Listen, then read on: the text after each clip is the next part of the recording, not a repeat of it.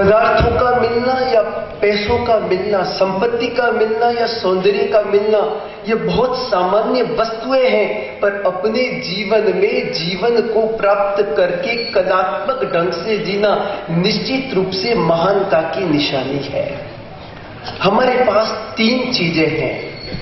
एक है जन्म, दूसरा है जीवन और तीसरा है जीवन जीने की कला। जन्म हमको मां की कोख से प्राप्त होता है, जीवन हमारी श्वासों से लगातार चलता है, पर जीवन की कला तो हमें अपने पुरुषार्थ के द्वारा, योग्यता के द्वारा और बुद्धि बल के द्वारा निर्मित करनी पड़ती है।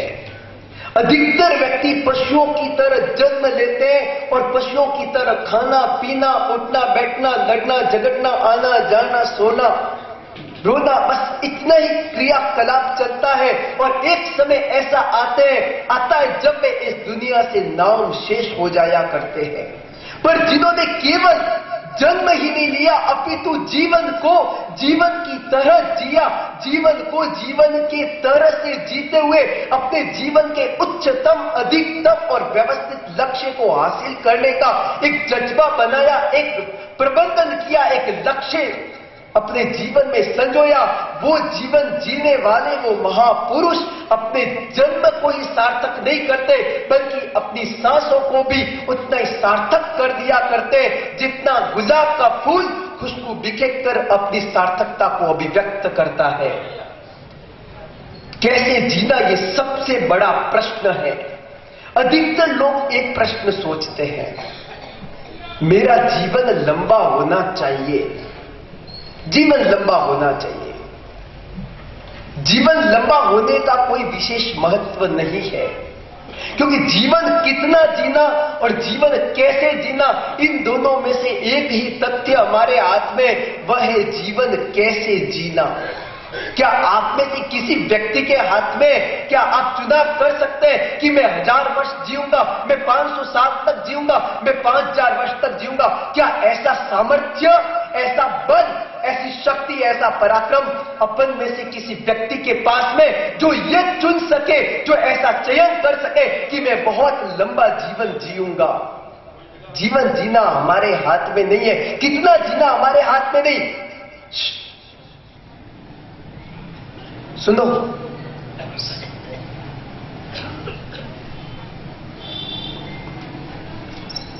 जीवन कितना जीना ये हमारे हाथ में नहीं, इसलिए हाथ में नहीं है क्योंकि ये पूर्व जन्मों के आयुष्य कर्म का परिणाम है।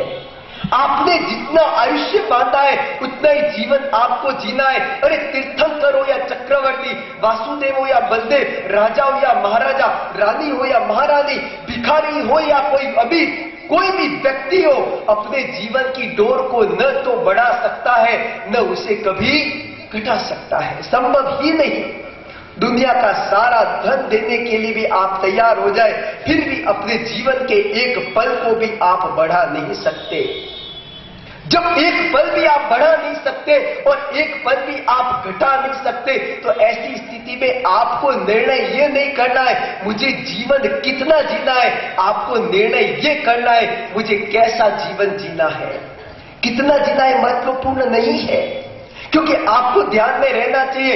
एक उपन्यास आपके हाथ में दिया जाए, वो बहुत लंबा हो, 500-700 पृष्ठ का हो, परंतु उसमें कोई न तो कथा हो, न शैली हो, न प्रवाह हो, न शब्दों का व्यवस्थित चुनाव हो।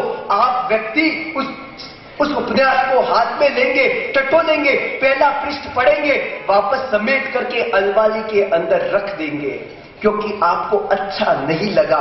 उपन्यास यद्यपि 500 पृष्ठ का है, उपन्यास यद्यपि अच्छे टाइटल पेज वाला है, सुंदर डिजाइन है, पर उसके अंदर अगर व्यवस्थित तौर पर कथा को नहीं लिखा गया है तो वह उपन्यास केवल और केवल कचरे का हिस्सा बन जाया करता है। वैसे लंबा जीवन भले जिए, पर जिस जिंदगी में कला नहीं है, जिस जिंदगी में जीवन का विवेक और प्रकाश नहीं है, जिस जिंदगी में दूसरों के काम आने का एक हौसला नहीं है, जिस जिंदगी में आत्मविश्वास नहीं है, वह जिंदगी केवल और केवल मरने के साथ, सांसों का पिटारा खत्म होने के साथ, शमशान यात्रा पूर्ण होने के साथ इस दुनिया से विदा हो जाते हैं। फिर न तो किसी के दिमाग में आते, न किसी के दिल में आते, न किसी के विचारों में आते, न कोई उनका जिक्र करना पसंद करता है। आज हम महावीर को याद करते हैं। महावीर का जीवन कोई बहुत बड़ा जीवन नहीं है, केवल 72 साल का जीवन है उनका। पर 72 साल का जीवन भी उन्होंने ऐसी कला से जिया, समता की कला उनके पास में, सहनशीलता की कला उसके पास में, सहिष्णुता की कला उनके पास में, आत्मविश्वास की कला उनके पास में। सारी कलाओं को आत्मसात करते हुए उन्होंने जिस ढंग से और जिस रंग से अपने जीवन को सुंदर पद्धति से जिया, उस कारण आज 2500 साल बीतने के बाद भी भगवान महावीर हमारे हृदय के सिंहासन पर आरूढ़ है। अगर वो राजा बनते तो हो सकता था कि 100 साल 200 साल लोगों को याद रहते, पर वो राजा नहीं बने, वो त्यागी बने, वो फकीर बने, वो संत बने, वो कलात्मक जीवन जीने के लिए संकल्पबद्ध बने और जीवन को एक चुनौती मानते हुए उस राह का चुनाव किया जिस राह में पत्थर है, कंकर है, कांटे है, उतार है, चढ़ाव है, अपमान है, दुख है, पीड़ाएं हैं, तनाव है, पर सारे जहर के घूंट उन्होंने प्रसन्नता से, इतनी प्रसन्नता से पिए कि वो आज स्वयं शिव शंकर के रूप में, एक महावीर के रूप में, वीरों के भी वीर, अति महावीर के रूप में गंभीर और धीर बन करके हमारे सामने हमारे जीवन का एक नया आदर्श प्रस्तुत कर रहे हैं।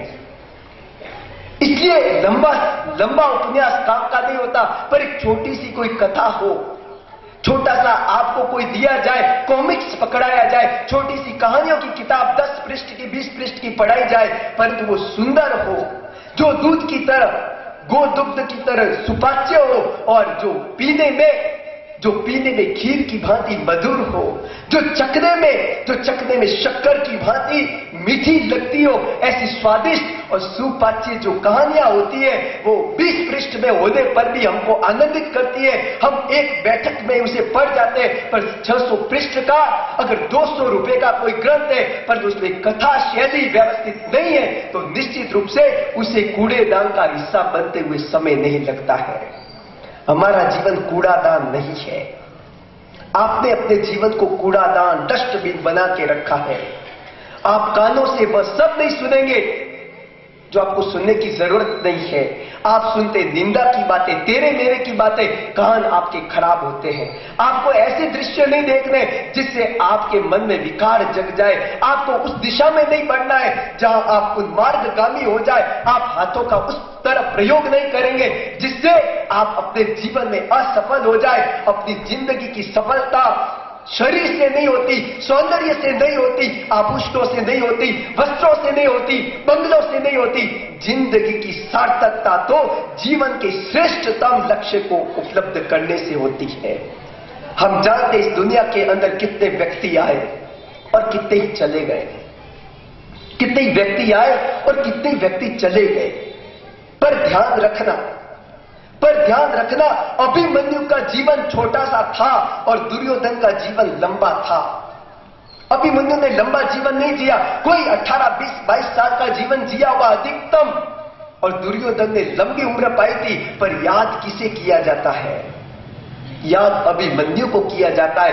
लंबी उम्र संगमदेव ने पाई थी, छोटी उम्र भगवान महावीर की थी। याद किसे किया जाता है? भगवान महावीर को याद किया जाता है। अरे गज सुकुमार की बजाय सोमिल की उम्र लंबी थी, पर आज दुनिया गज सुकुमार की समता को प्रणाम करती है, क्योंकि जहां जीवन जीने का लक्ष्य है, जहां जीवन जीने के प्रति एक आस्था है, जहां जीवन में जीवंत बनने की एक कशिश है, वहां पर निश्चित रूप से वह जीवन जीवंत बन जाता है। वह जीवन अपने आप में एक उपवन और गुलशन बन जाता है। वह जीवन अपने आप में हजारों लोगों के लिए प्रेरणा का स्तूप बन जाता है। जीवन तो आप जी रहे हैं, पर आप सब सोचते हैं लंबा जीवन जियो। कैसेट लंबी होनी अच्छी लगती है कि कैसेट छोटी हो तो भी उसमें गीत अच्छे हो तो अच्छे लगते हैं। आप फिल्म देखने जाते हैं, कोई फिल्म 3 घंटे की है, बोरियत से भरी हुई है, आप बीच में से उठ के आ जाएंगे। आप फिल्म देखने जाते हैं, 1.5 घंटे की फिल्म है, 1.25 घंटे की फिल्म है, 1.25 घंटे की फिल्म है, आपने देखा, आपको आनंद आ गया। ये व्यवहारिक उदाहरण हुआ, परंतु ये व्यवहारिक उदाहरण हमें इस बात के लिए प्रेरित करता है कि जीवन लंबा जीना कोई जरूरत नहीं है, जीवन छोटा ही जियो, परंतु अच्छा और सच्चा जियो, प्रामाणिक, और प्रामाणिक के साथ साथ में आपका जीवन पारदर्शी होना चाहिए, दिखावटी नहीं होना चाहिए कि हाथी के दांत खाने के अलग और दिखाने के अलग, घड़ियाली आंसू नहीं, दिखाने के अलग और वास्तविक हृदय की कटुता अलग। ऐसा अगर अपारदर्शी आपका जीवन है, आप अपने जीवन में अगर स्फटिक की बात पारदर्शी नहीं बन पाते, तो आपका जीवन केवल और केवल लोगों में निंदा का पात्र बनकर के रह जाता है। इसलिए जीवन के बारे में जीना है, जीवन के बारे में पीना है, जीवन के बारे में सोचना है। जीवन से अच्छा मधुर पदार्थ कोई नहीं जिसे पिया जाए, जीवन से ज्यादा ऐश्वर्य दूसरा नहीं जिसे अपने जीवन में प्राप्त किया जाए, जीवन से ज्यादा गंभीरता किसी सागर में नहीं जो उपलब्ध की जाए, जीवन से ज्यादा ऊंचाई किसी और पर्वत में नहीं जिस पर चढ़ा जा सके। जीवन ही हमारे जीवन की गहराई है और जीवन ही हमारे जीवन की ऊंचाई है। अरे पर्वत को देखोगे, हिमालय पर्वत को देखोगे, मेरू पर्वत को देखोगे, गौरी शंकर को आप देखोगे, ऊंचाई है पर उस पर गहराई नहीं है। आप प्रशांत महासागर के पास में जाएंगे, उसके अंदर गहराई है परंतु ऊंचाई नहीं है। पर जीवन तो ऐसा होना चाहिए जिसमें गहराई भी हो और जिसमें ऊंचाई भी हो। इसलिए लंबा जीवन जीना हमारे जीवन का लक्ष्य नहीं है, अच्छा जीवन जीना ये हमारे जीवन का लक्ष्य है। एक मोमबत्ती को आप लोगों ने देखा है, आपके घर में होगी। आप मोमबत्ती को जलाते कितनी देर तक जलती है? एक मोमबत्ती कितने घंटे तक जलती है? अल्पकाल के लिए, कोई बरसों तक नहीं जल सकती एक मोमबत्ती। अगर मोमबत्ती को जलाओ और आप सोचोगे हफ्ते भर जलती रहेगी, संभव नहीं है। 2, 4, 6, 8 घंटे तक जलेगी, उसके बाद में बुझ जाएगी, पर उसका जीवन सार्थक है। छोटा जीवन था पर दूसरों को प्रकाशित करने वाला जीवन था। एक अगरबत्ती होती है, लंबे समय तक नहीं जलती है पर उसका जीवन भी सार्थक है, क्योंकि थोड़े समय तक जल करके भी उसने वातावरण को खुशबूमय बनाया। एक फूल है, फूल लंबे समय तक खिला नहीं रहता, डाली पर खिलता है, 4 घंटे मुस्कुराता है और 4 घंटे के बाद मुरझा करके समाप्त भी हो जाता है। फिर भी फूलों का जीवन बहुत सार्थक है। उन कांटों की बजाय जो कांटे भले 5 दिन का जीवन जीते हो और जो फूल केवल 5 घंटे का जीवन जीते हो, फिर भी इस दुनिया के अंदर कांटों को छोड़ दिया जाता है और फूलों को झोली में भर लिया जाता है। क्योंकि फूल हमेशा खुशबू देते हैं, फूल में कोमलता होती है, फूल में मृदुता होती है, फूल में नम्रता होती है, फूल में आनंद होता है, फूल में मुलायम संस्पर्श होता है। कांटों में हाथ डालोगे, हाथ आपकी छलनी हो जाएंगे, आपके हाथों से खून रिसने लगेगा। इसलिए जीवन के बारे में हमें सोचना है, एक जन्म पाना, एक जीवन पाना और एक जीवन को कलात्मक ढंग से जीना। जीवन को कलात्मक ढंग से जीना। आप किस ढंग से जीते हैं? क्या आपको जूता उतारना भी आता है? प्रवचन में आना और वहां बैठना तो बहुत दूर की बात, पूछता नहीं। अगर आपको मैं पूछूं कि आपको ढंग से घर में जाते हैं, किसी घर में जूते उतारना भी लोगों को नहीं आता होगा। आप लोग बाजार के पदार्थ खाते हैं, मैं उसकी अनुमोदना नहीं करता, पर आप बिस्किट का पैकेट लाते हैं, उसका कवर कहां पर डालते हैं? मैं नहीं चाहता कि आप लोग गुटखा खाएं, पर कोई अगर गुटखा खाता है और धर्मशाला या कहीं पर रुकता है और वहां कहीं भी एक तरफ कहीं भी मन चाहे स्थान पर पीक को थूक देता है, वो कितना पढ़ा लिखा इंसान है। अरे एमए करना सरल है, मैंने पहले भी कहा था, एमए करना सरल है, परंतु MAN बनना बहुत मुश्किल है। अरे आकाश में उड़ना और नए उपग्रहों की नए उपग्रहों की खोज करना सरल, पर सबसे ज्यादा मुश्किल इस धरातल पर जीना है। अरे आदमी आज कहा जाता है कि वह नए नए उपग्रहों की, मंगल ग्रह की और दूसरे ग्रहों की खोज कर रहा है। अरे जिस आदमी को धरातल पर जीना नहीं आया, वो नए ग्रहों की खोज करके भी कौन सी शांति प्राप्त कर लेगा। पहले अपने धरातल पर, अपने घर में, अपने परिवार में, अपने समाज में, प्रवचन हॉल में, उपासना में, मंदिर में जीना आए तो समझ लेना कि आपने अपने जीवन को सुंदर, कलात्मक और मधुर बनाने का एक निश्चय और प्रण कर लिया। इसके एक जन्म है, एक जीवन है और तीसरा जीवन की कला है। 3 चीजें हैं। जन्म तो हो गया मां की कोख से, जीवन को समझ लिया, सांसें आ रही हैं, सांसें जा रही है, दिल धड़क रहा है, धड़कनें धड़क रही है, आंखें देख रही है, कान सुन रहा है, होठ बोल रहे हैं, सब क्रियाएं हो रही है, हम जीवन तो जी रहे हैं। पर क्या यहां तक पर्याप्त है कि आपने जन्म पाया, आपने सांसें ली, आपने झाड़ू पोछा करना सीख लिया, आपने कपड़े धोना सीख लिया, आपने सब्जी बनाना सीख लिया, आपने घूमना फिरना सीख लिया, अपने शरीर को सजाना संवारना आपने सीख लिया, कपड़ों के प्रेस करना आपने सीख लिया, थोड़ा इंग्लिश बोलना जोड़ना आपने सीख लिया? क्या इतना ही जीवन का, क्या जीवन की इतनी छोटी सी परिभाषा है? जीवन इतने अर्थों में सिमट कर नहीं रहती। जीवन का अर्थ विस्तृत है। स्वयंभू रमुन समुद्र से भी ज्यादा विस्तृत और गहरा ये जीवन, मेरू पर्वत से भी ऊंचा ये जीवन, फूलों से भी कोमल ये जीवन, देवों के ऐश्वर्य से भी महंगा ये जीवन, सबसे महंगा जीवन, जिस जीवन के लिए इंद्र महाराज भी तरसते हैं, जिस जीवन को पाने के लिए देव भी अपने जीवन में लगातार झंखना करते हैं, उस जीवन का मूल्य क्या हो सकता है आप समझ नहीं पाएंगे। आप केवल जन्म लिया, खाया पिया, चलो जन्म लिया, तब मेरे पास, जब पिताजी मुझे छोड़ के गए, मेरे पास 2 लाख रुपए थे बैंक बैलेंस में, और 10 साल के बाद मेरे पास 2 करोड़ का बैंक बैलेंस है, मेरा जीवन सफल। मानते थे लोग ऐसा? जब पिताजी गए थे तब मेरे पास छोटा सा प्लॉट था, आज मेरे पास 4 बंगले हैं, मेरा जीवन सफल। क्या जीवन की सफलता के पैमाने इतने छोटे से हैं? एक बार ऐसा हुआ कि एक व्यक्ति कहीं जा रहा था और उसकी गाड़ी खराब हो गई। गाड़ी खराब हुई तो करना क्या? नीचे उतरा, थोड़ा धक्का लगाया, थोड़ा ऊंचा नीचा किया, पर कुछ होवे नहीं। इतने में एक व्यक्ति पास में आकर स्कूटर चला रहा, वह व्यक्ति रुका। उसने कहा, क्या हुआ भैया, क्या मुसीबत में खड़े हो? हाँ भैया, क्या करूं, मेरी गाड़ी खराब हो गई है, शुरू नहीं हो रही है, चल नहीं रही है, इसके कारण मैं यहां पर खड़ा हूं। धक्का लगा रहा हूं, स्टीयरिंग घुमा रहा हूं, ऊंचा नीचा कर रहा हूं, पर काम नहीं बन रहा। उसने कहा, भैया तुम कहो तो मैं तुम्हारी गाड़ी को ठीक करने का प्रयत्न करूं। ठीक है भैया, आओ। उसने अपने स्कूटर में रहा हुआ कोई बॉक्स, और बॉक्स में से एक थैला, थैले में रहा हुआ हथौड़ा वो निकाला, चेक किया, 1-2 मिनट के लिए चेक किया, चेक करके हथौड़ा लगाया, और हथौड़ा लगाया 1 मिनट के बाद गाड़ी स्टार्ट हो गई। गाड़ी स्टार्ट हुई, वह व्यक्ति प्रसन्न हो गया, मुस्कान उसके चेहरे पर आ गई, और मुस्कान आई, और उस व्यक्ति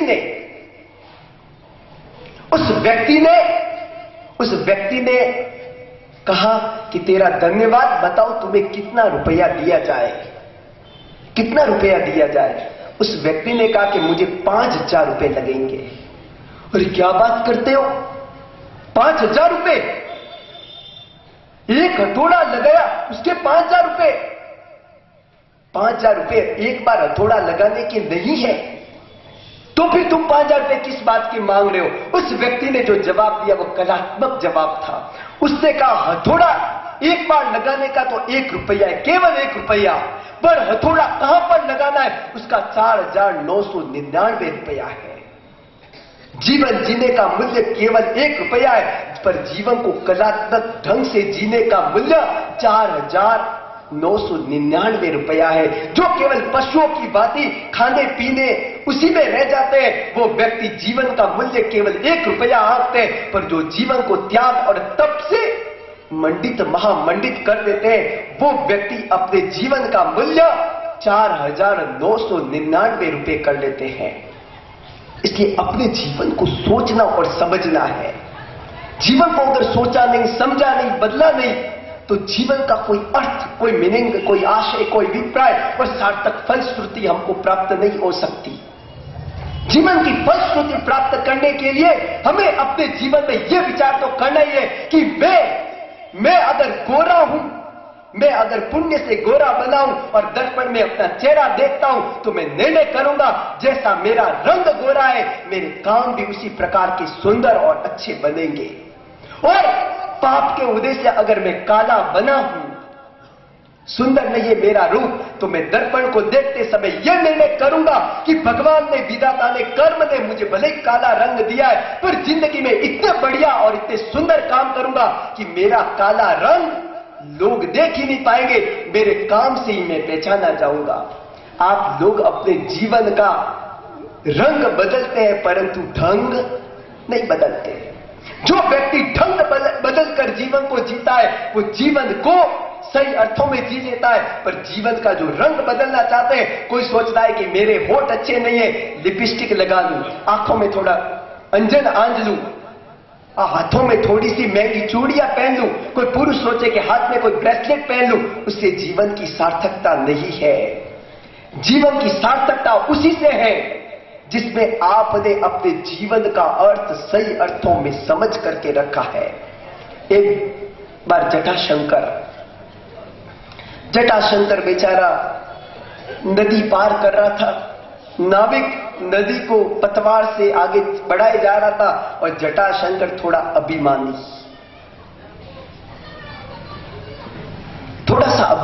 थोड़ा अहंकार। उसने कहा, भैया मैं तुम्हें एक प्रश्न पूछना चाहता हूं। नाविक ने कहा, पूछो, क्या प्रश्न है? प्रश्न क्या है मेरे बारे में, पूछो तो सही। उसने कहा कि प्रश्न यह है कि तूने कभी इंग्लिश भाषा का अभ्यास किया है, अंग्रेजी भाषा का अभ्यास किया है? उसने कहा, नहीं किया भैया, मेरा काम तो केवल जो आते हैं, नाव में सवार होते हैं, उन लोगों को एक किनारे से दूसरे किनारे पर पहुंचाना, इससे अधिक मुझे कुछ आता जाता नहीं है। उसने कहा, तुम्हारी जिंदगी 20% पानी में। जब इंग्लिश नहीं आती तो तुम्हारी जिंदगी में तुम कहीं भी जाओगे, कल अगर सिंगापुर जाओगे, इंडोनेशिया जाओगे, कहीं बाहर जाओगे, आउट ऑफ इंडिया जाओगे, वहां इंग्लिश बोलनी पड़ेगी, तो तुम्हारा जीवन तो 20% पानी में। अभी 2 मिनट बीती होगी। जटाशंकर ने फिर पूछा, अरे भैया, तुम साइंस के बारे में तुम कुछ जानते हो कि नहीं? साइंस, विज्ञान के बारे में, आज का विज्ञान क्या क्या तो खोज कर रहा है, क्या क्या नई टेक्निक बाजार में आ रही है, क्या क्या नई वस्तुओं का उत्पादन हो रहा है, किस प्रकार अपने जीवन का और अपने ऑफिस का मैनेजमेंट किया जा रहा है, विज्ञान क्या क्या नई बातें, नई नई ग्रहों की खोज कर रहा है, उसके बारे में तुम कुछ जानते हो या नहीं? उस व्यक्ति ने कहा, मैं तो कुछ नहीं जानू साहब, मैंने तो कहीं आवे को नहीं, मारे वास्ते तो मारो जीवन आ एक नाव है, एक पतवार है, दो नदी रा 2 किनारा है, बीजो मैं कहीं जानू को नहीं। उसने कहा, फिर तो तुम्हारी जिंदगी 40% पानी में, फोकट गई तुम्हारी जिंदगी।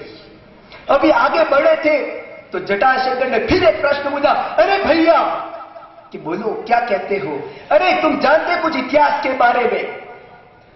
इतिहास क्या है? भारत का इतिहास, जैनों का इतिहास, कितने कितने राजा हुए, मुगल राजा हुए, अलग अलग राजा हुए, उन राजाओं ने क्या क्या कार्य किए, किस तरह देश को आबाद या बर्बाद किया, तुम क्या जानते उसके बारे में?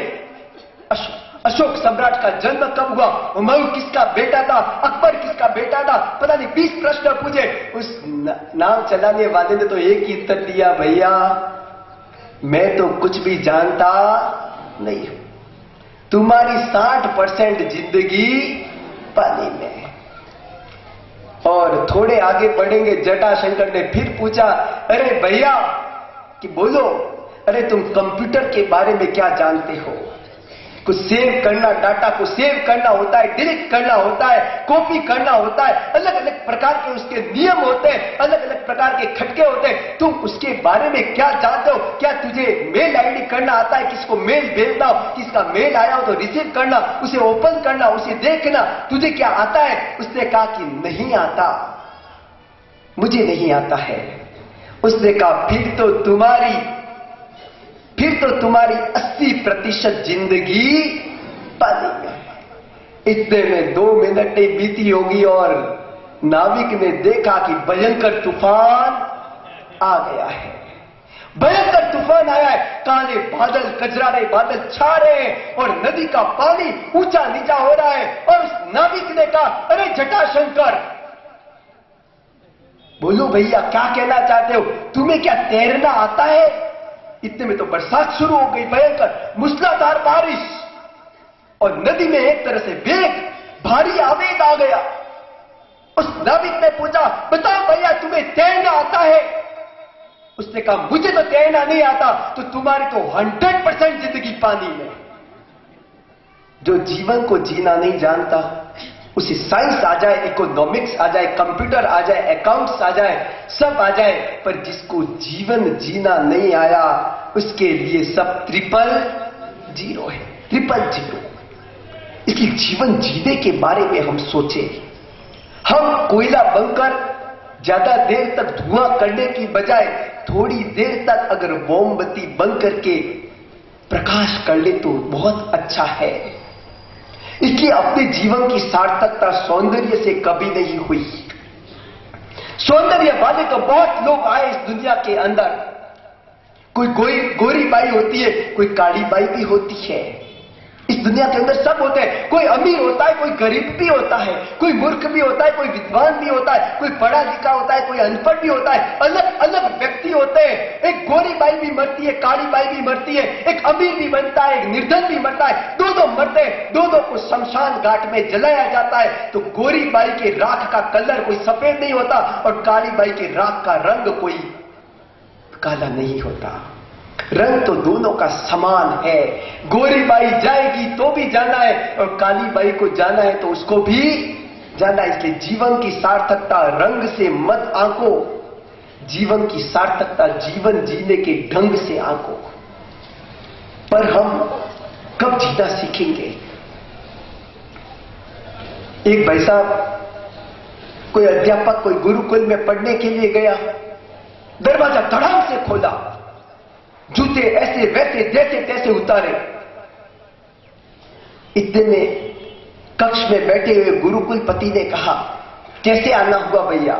उसने कहा, मैं आपके पास विद्या लेने के लिए आया हूं, कुछ ज्ञान सीखने के लिए आया हूं। उसने कहा कि पहले जाओ, अपने जूतों को ढंग से रखो और अच्छी तरह से दरवाजे को बंद करके आओ, उसके बाद में तुम शिक्षा लेने के अधिकारी बनोगे। इसलिए शिक्षा लेने के लिए या दीक्षा लेने के लिए दोनों के लिए जीवन जीना उतना ही महत्वपूर्ण है जितना कि अपनी जिंदगी में सांसों को लेना महत्वपूर्ण है। इसलिए अपने जीवन में हम सोचे, सबसे पहले यह सोचना है हमें अहंकार नहीं करना है। अधिकतर व्यक्ति अहंकार में जीते हैं, फोगट का अहंकार, दिखावे का अहंकार। कितने व्यक्ति अहंकार करते हैं? अरे आप सौंदर्य का अहंकार करते हैं। अरे सौंदर्य आपका तो क्या है, सौंदर्य तो आप तीर्थंकरों का देखो, उनके सामने अपना सौंदर्य बिल्कुल फीका और निस्तेज है। अगर आप सोचते हो कि मेरे पास बहुत संपत्ति है इसलिए मैं महान हूं, तो वो महानता का कोई आयाम नहीं हो सकता, क्योंकि आपसे ज्यादा संपत्ति तो इंद्रों के पास में है। अगर आप सोचते हो कि मैं बहुत बड़े पद पर आसीन हूं, मैं अध्यक्ष हूं इसलिए मैं बहुत बड़ा हूं, मैं एमएलए बन गया मैं बहुत बड़ा हूं, मैं आईएएस बन गया मैं बहुत बड़ा हूं, ये कोई सफलता का पैमाना नहीं है। अरे आपका पद तो है क्या? आपसे बड़ा पद तो इस दुनिया के अंदर चक्रवर्ती, तीर्थंकर और सिद्ध भगवंत का भी रहा हुआ है। उनके सामने ये सारे पद दूरबीन होते हुए दिखाई देते हैं। अरे सौंदर्य का अभिमान करो, उस समय याद करो तीर्थंकर मेरे से महान। पैसे का अहंकार करो, उससे पहले शालीभद्र की रिद्धि को याद करो। अरे सेवा गुण का अहंकार करो तो उससे पहले नंदीशैन को याद करो। तप का अहंकार करो तो उससे पहले सुंदरी, धन्ना अड़गार और ढंढन अणकार को याद करो। और ज्ञान का अगर अहंकार आता है तो उससे पहले तीर्थंकर भगवान के अनंत ज्ञान और सर्वज्ञत्व को याद करो। तो निश्चित रूप से आपका अहंकार धूप में रखे हुए, ताप में रखे हुए बर्फ की भांति पल भर में पिघल जाएगा। उसको फिर गलने में, पिघलने में देरी नहीं लगेगी। अहंकार किसका करते हैं? एक व्यक्ति को थोड़ा अहंकार था। एक बार भोजन समारंभ रखा हुआ था, कोई स्वामी वात्सल्य लगभग जैनों का था। स्वामी वात्सल्य में बहुत सारे लोग आए, अलग अलग प्रकार के लोग आए। और परोसने वाला भी, जिसका आयोजन था, वो भी अपने हाथ से परोस रहा था। और उसके सगे संबंधी, स्वजन, परिजन भी आकर के भोजन को परोस रहे थे। और ऐसा हुआ कि वह जिसकी ओर से स्वामी वात्सल्य था, वह एक थाली में पापड़ लेकर के मेहमानों को, पंक्ति में बैठे हुए मेहमानों को पापड़ परोस रहा था। सबको पहले नंबर 1 पे एक पापड़, दूसरे पर पूरा एक पापड़, तीसरे पर पूरा एक पापड़, ऐसे पापड़ परोसते परोसते ऐसा हुआ कि 10वें नंबर पर एक आधा पापड़ आ गया। आधा पापड़ एक व्यक्ति को परोसा और आगे बढ़ गया। आगे भी पूरा परोसा। आगे वाले 4 व्यक्ति थाली में जितने पापड़ थे पूरे उनको परोसे। इधर 6 व्यक्तियों को पूरे पापड़, इधर 4 व्यक्तियों को पूरे पापड़, पर बीच में रहे हुए जटाशंकर को आधा पापड़। हकीकत में उसकी मानसिकता तो थी नहीं कि मैं आधा परोसूं, जैसे आया वैसा परोस दिया। पर जटाशंकर ही वहां पर बैठा हुआ और उसके हिस्से में वो आधा पापड़ आया। पापड़ जैसे ही आया वो देख रहा था, पूरा आधा, फिर पूरा। बाद में सब आधे तो चल जाता कि अब आधे वाले टुकड़े आ रहे हैं, हाले कोई फर्क को नहीं पड़े। पर इनको भी पूरा और मुझे आधा। और सब लोग देख रहे, सारे लोग खाना खा रहे और मुझे भी देख रहे। और लोग हंसे और परस्पर वार्तालाप, आंखों में इशारों में बातें कर रहे। देखो अपने को पूरा पापड़ मिला और इस जटाशंकर को आधा मिला। अब तो जल भून करके वो क्या हो गया? राख हो गया। अब मुझे भी कुछ न कुछ करना है। इसने मेरा इतना बड़ा अपमान किया, लोगों के बीच मुझे जलील किया, इसका तो मैं बदला लेकर के ही रहूंगा। था थोड़ा गरीब, करोड़पति नहीं लखपति था। करोड़पति हो तो चिंता की बात नहीं, लखपति है और उसमें भी आधे तो पैसे उधार के लाए हुए हैं। तो भी उसने सोचा कि इस भाई ने मुझे आधा पापड़ परोसा है, इस व्यक्ति को मैं जब तक सब लोगों के बीच आधा पापड़ नहीं परोसूंगा तब तक मेरे हृदय में, मेरे सीने में जल रही है प्रतिशोध की आग शांत नहीं हो सकती। वह गया मटाशंकर के पास, वह गया पटाशंकर के पास, वह गया चुन्नीलाल के पास, वह गया मुन्नीलाल के पास, मोहनलाल जी के पास, सोनलाल जी के पास, शांतिलाल जी के पास, कांजीलाल जी के पास, सबके पास गया और 20-20 हजार रुपए उधार लेकर के आया। 3 लाख इकट्ठा किया। किसी भी तरह मैं चुका दूंगा, भले ही 15% ब्याज देना पड़े, 20% ब्याज देना पड़े, 22% ब्याज देना पड़े, पर मैं अब एक स्वामी वात्सल्य रखूंगा। और उसने एक स्वामी वात्सल्य रखा।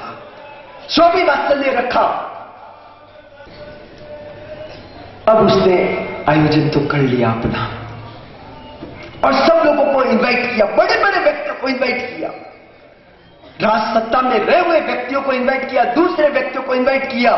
और जिस व्यक्ति ने आधा पापड़ परोसा था, उसकी कुर्सी ऐसे स्थान पर लगाई कि इधर भी 5 बड़े बड़े राजनेताओं और इधर भी 5 बड़े बड़े राजनेताओं, ताकि मैं प्रतिशोध अच्छे ढंग से ले सकूं। और खाना खाने के लिए सैकड़ों लोग आए, लाइन में सब खड़े। और उस समय जब दाल भात परोसे गए और वह व्यक्ति पापड़ का थाल लेकर के उस पंक्ति में गया जहां पर जटाशंकर बैठा हुआ खाना खा रहा था। अब एक पापड़, पूरा पापड़ एक व्यक्ति को, दूसरे को भी, तीसरे को भी, चौथे को भी, पांचवें को भी, और छठा नंबर जैसे ही जटाशंकर के आया कहते उसने पापड़ जो आधा एकदम व्यवस्थित रखा हुआ था, पहले से जमाया हुआ, 5 पहले बराबर पूरे, बाद में एक आधा, और बाद में फिर पूरे, और जैसे जटाशंकर का नंबर आया उसको आधा पापड़ लोगों को दिखाता हुआ, देखो लोगों देखो, इसने स्वामी वात्सल्य किया था और लोगों के बीच में मुझे आधा पापड़ परोसा था। आज मैं इसको आधा पापड़ परोस करके मैं आनंद का अनुभव कर रहा हूं। जटाशंकर खड़ा हुआ। जटाशंकर ने कहा, भाई साहब आपने ये स्वामी वात्सल्य किस लिए रखा? आपका कोई बर्थडे है, एनिवर्सरी है, या कोई सगाई वगैरह हुई है, किस लिए आपने रखा? अरे भाई तुझे मैं बता देना चाहता हूं कि तुझे याद होगा कि 15 दिन पहले तूने एक स्वामी वात्सल्य रखा था और 20 लोगों के बीच मुझे आधा पापड़ परोसा था। उसी का बदला लेने के लिए मैंने 3 लाख रुपए खर्च करके तुझे आधा पापड़ लोगों के बीच परोसने के लिए स्वामी वात्सल्य रखा है। कितना जोरदार उदाहरण है, बड़ा मार्मिक उदाहरण है, सोचने के लिए मजबूर करने वाला। हमारे अधिकतर अहंकार ऐसे ही होते हैं, अधिकतर पीड़ाएं और अधिकतर तनाव ऐसे ही होते हैं, क्योंकि हम अपने मन में बहुत जल्दी या तो रुष्ट होते हैं या तुष्ट होते हैं। किसी ने थोड़ा किया, आहा गले से लगा देंगे, और थोड़ा सा कुछ किया, गालियां बोलने में भी पीछे नहीं हटेंगे। अपने जीवन का श्रृंगार विनम्रता है। ये अहंकार जब तक हमारे जीवन से नहीं निकलेगा तब तक हम अपने जीवन में प्रगति नहीं कर सकते।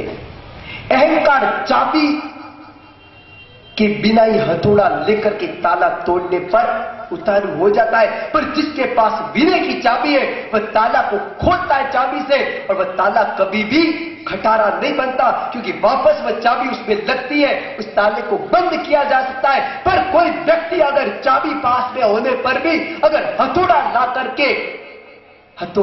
करके अगर उस पर मारता है, प्रहार करता है, वह टूट जाता है, वह दोबारा कभी भी काम नहीं आता है। अपने जीवन में हमें अहंकार का हथौड़ा नहीं बनना है, अहंकार का हथौड़ा नहीं, अपितु विनम्रता की चाबी अगर बनते हैं तो निश्चित रूप से अपने जीवन में हम जीवन को जीने का बहुत बड़ा दृष्टिकोण प्राप्त कर लेते हैं।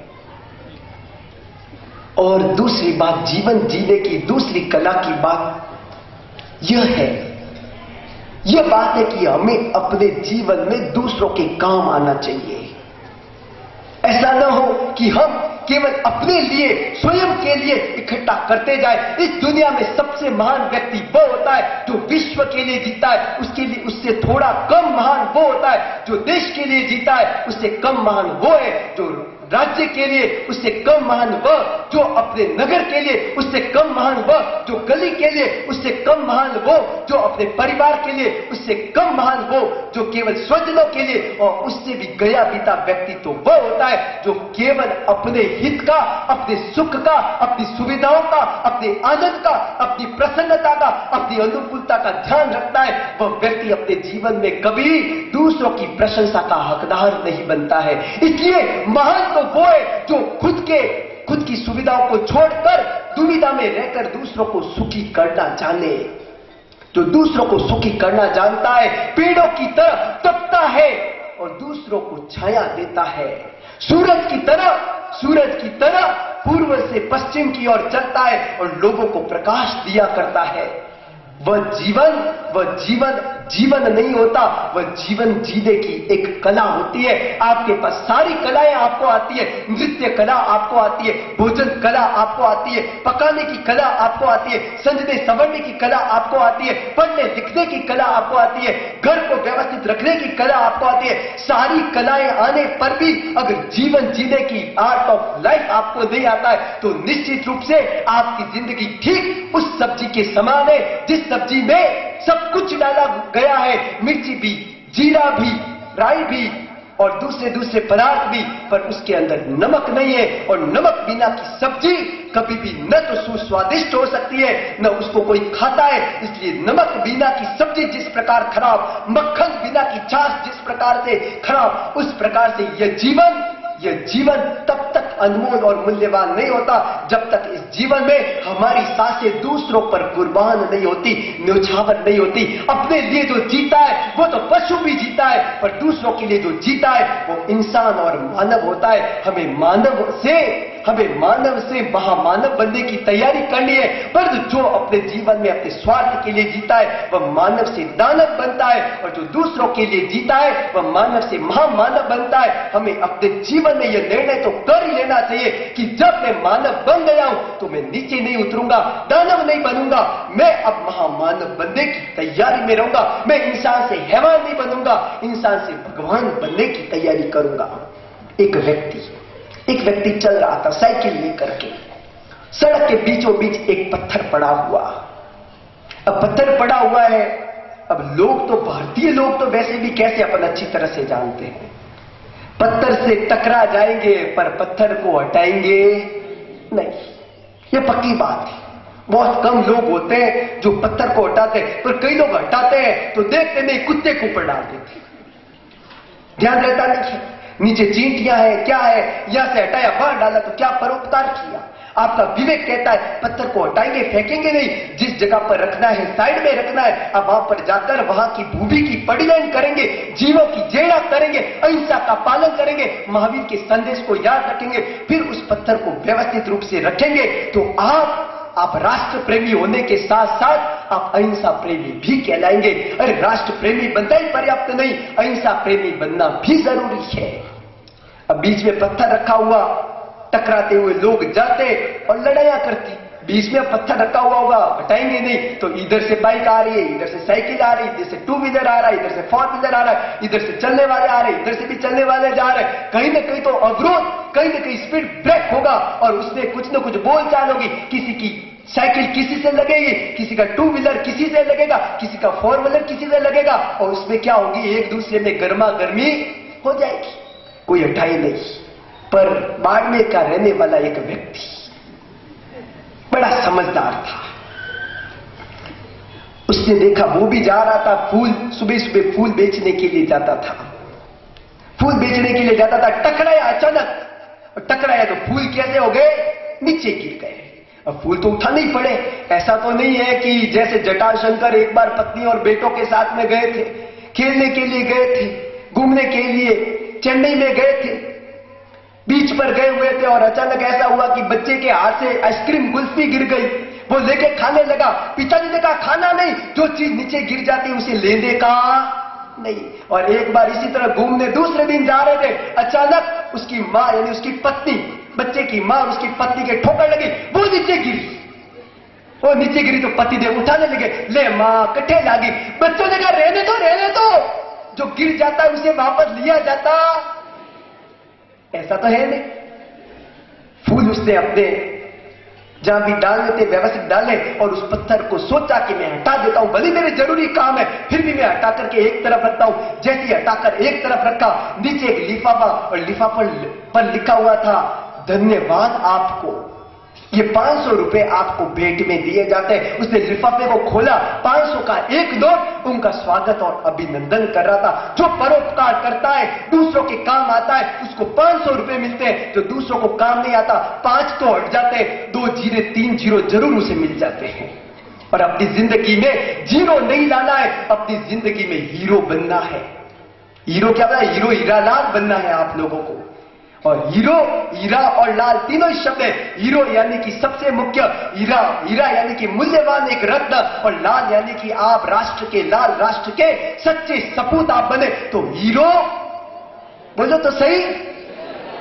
आपको हीरो हीरा लाल बनना है तो कैसे जिए, तो ऐसे जिए। लंबा जीना महत्वपूर्ण नहीं है, जीवन छोटा होगा, मोमबत्ती की तरह, फूलों की तरह, अगरबत्ती की तरह तो भी अच्छा है, पर कोयले की तरह लंबी देर तक धुआं करना ठीक नहीं है।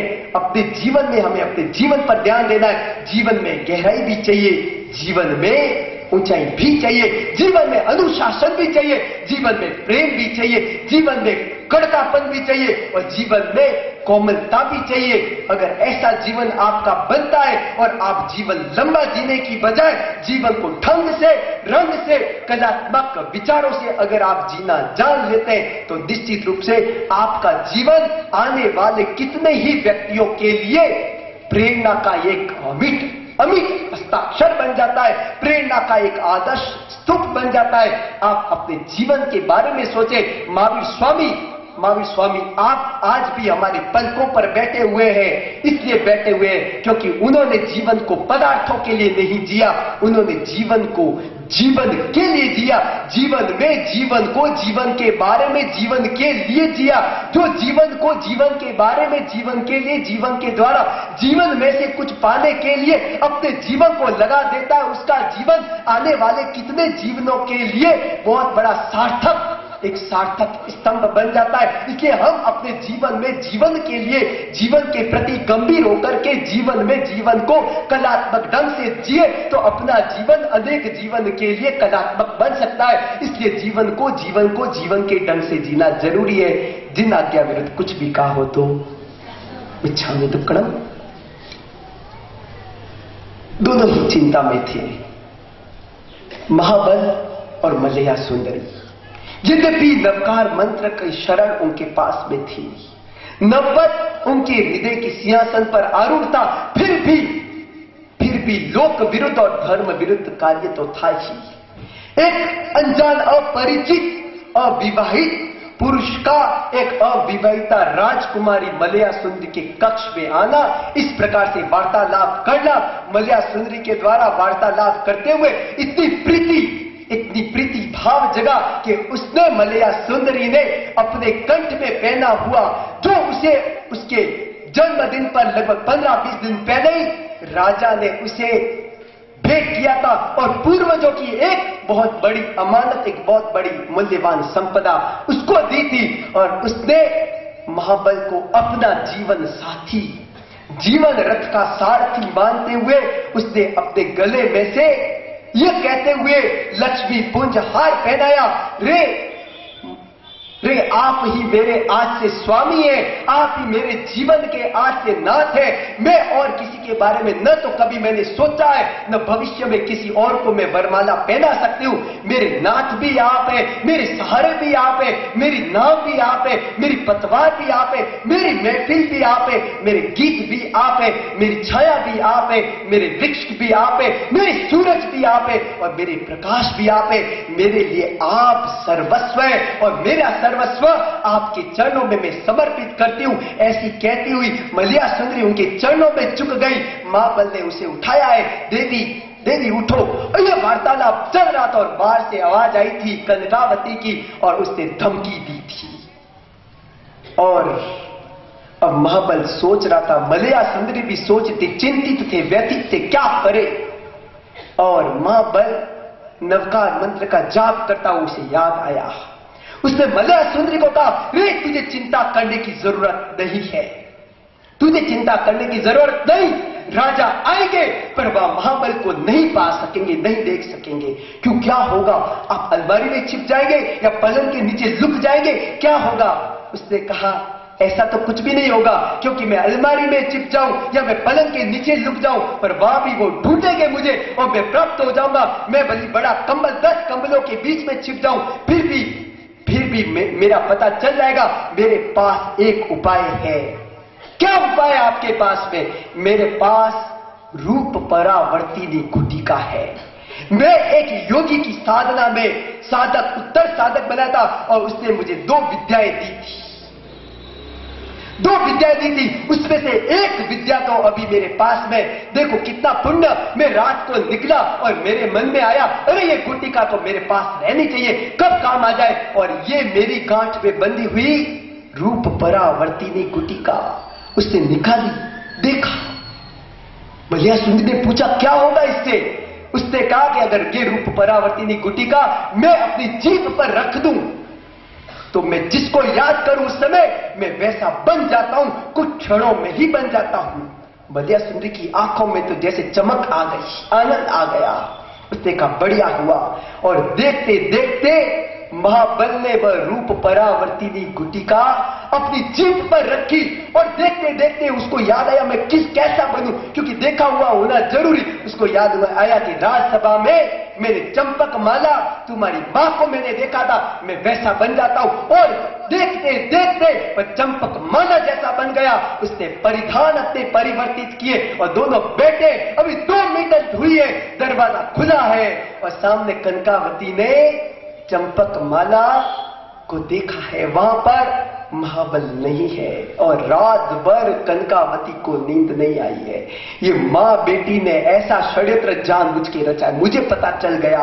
उन्होंने जानबूझ के एक युवक को मेरे कक्ष में भेजा और फिर उसी को मलिया सुंदरी के कक्ष में भिजवाया और दोनों एक सरी की मां बेटी, जैसी दीकरी वैसी ठीकरी, एक सरीकी हो गई, जैसा गड़ा वैसी ठीकरी और जैसी मां वैसी दीकरी। मुझे पता चल गया दोनों ने अपने हृदय की धधकती ज्वाला को बुझाने के लिए ये काम किया। उसने ही बुलाया होगा और जैसी मैं गई और अंदर चंपक माला छिपी हुई रही होगी पलंग के नीचे, वो बाहर आ गई और महाबल को कहीं और छिपा दिया होगा। ओहो भयंकर भयंकर करतूत की भयंकर षड्यंत्र रचा गया। और जब तक इस षड्यंत्र का बदला मैं नहीं दूंगी तब तक मेरे सीने की आग ठंडी होने वाली नहीं है। और सोच रही थी और इधर सुबह हुई तो दास दासियों में यही चर्चा, कनकावती की चर्चा। देखो तो सही कनकावती कैसी, एक परिचारिका जब सामयिक होगी चंपक माला की तो उसके पास नहीं, अरे महारानी जी आप हमेशा मुझे साथ में लेके जाते, कल रात को आप राजकुमारी जी के वहां गए, मलिया जी के वहां गए और आप मुझे साथ में ले जाना भूल गए, लेके ही नहीं गए। चंपक वाला तो सोच ले कि मैं कब गई, मैं तो वहां गई नहीं, कुछ समझ में नहीं आ रहा ये क्या मामला है। और वो बोलने लगी, अरे देखो कनकावती ने कैसा पूरा इल्जाम लगाया, उसको न तो समझ है न जीवन जीने का कोई ढंग और इरादा है। उसने निश्चित रूप से तुम इस मलिया सुंदरी पर, निर्दोष मलिया सुंदरी पर एक दोष मढ़ करके अपने जीवन को बदनाम और बर्बाद किया है। चंपक माला सोचने लगी क्या हुआ, क्या माजरा हुआ, ये दासी बोल रही है, क्या बनावटी है, सपना देखा है, ठीक है बाद में देखें। जा अब ऐसी बातें मत कर, तू जा मेरे स्नान की तैयारी कर। स्नान करके तैयार हुई, 10 बजे नाश्ते वगैरह हो गए। इतने में राजन स्वयं वहां आए, वीर धवल राजा आए और बैठे। वीर धवल ने कहा, देखो तुम कहती हो कि तुम्हारी छोटी बहन है, पर मैं जानता हूं ये कैसी है अंदर से, कैसी क्रूर, कैसी ईर्ष्यालु, कैसी जलने वाली कुड़ने वाली। और निर्दोष मलिया सुंदरी पर इसने अपराध इतना बड़ा एक षड्यंत्र रचकर उस पर एक आक्षेप लगाया और चंपक माला का तो दिमाग फिर गया। जरूर दासी ने कहा था, उस बात में कोई शक नहीं है, कुछ न कुछ हुआ। वो सोचने लगी, मैं राजा से पूछूं कि मैं गई तो नहीं थी, तो फिर ये बात कहां से आई। और आप कह रहे चंपक वाला तू वहां थी, रात को वहां थी, क्या बातें कर रही थी मां बेटी अकेले में, और जबकि मैं तो गई नहीं। मैं राजा को पूछूं नहीं पूछूं, क्या करूं और उसने क्या निर्णय लिया, वह सब कल ओम शांति।